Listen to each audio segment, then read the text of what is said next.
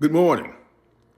It's the 14th of April, 2026, and I'm Reg Knight. Who knew that Iran was reprising the role of Tony Soprano? And what I mean by that is they are demanding that any ship that is laden with crude oil that passed through the Strait of Hormuz pays a dollar tax, for lack of a better phrase, to go through unobstructed, unattacked, and it can just go on its merry way, which works out to roughly about $2 million per ship. They theorize that this is a fair price to pay to defray some of the costs that Israel and U.S. has incurred in damages to their cities and their military structures. I think that if it were anyone else but Donald Trump, they would agree that's a fair price to end this conflict, to let the Iranians continue to control the Strait, which is so close to their borders that it makes sense to do so. And as I've said before, they do it down in Panama.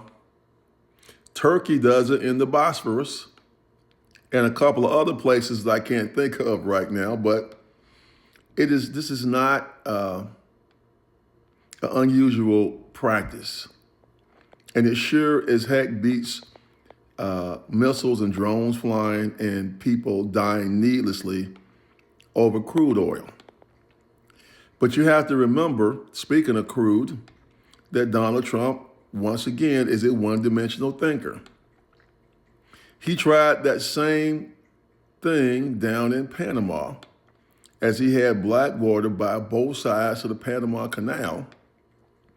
And it would be a primary issue if the Mexicans had not one-upped him and created their own passageway from the Gulf of Mexico to the Pacific, which is operating right now.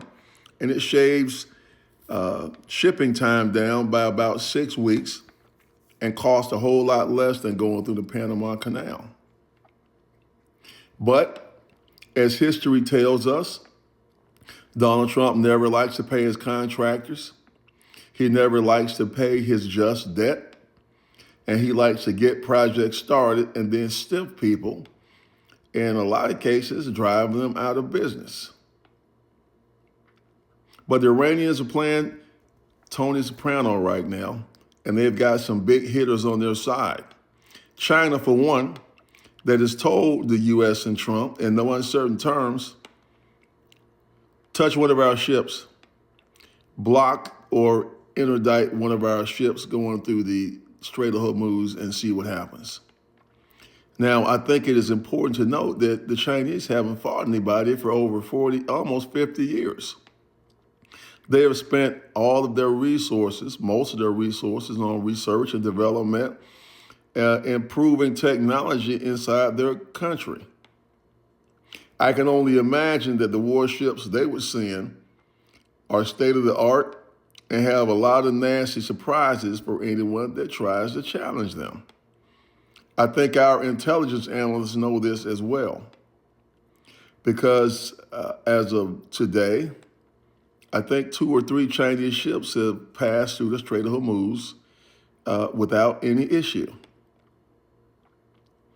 In closing, the Iranians said that this blockade will do nothing because they have over 8,000 kilometers of coast. They can always go around it by themselves, but for international shipping, they must go through the Strait of Hormuz since they're getting their supplies from UAE and Kuwait and so on and so forth. So stay tuned. I think the Iranians have a game plan that they are not willing to change right now.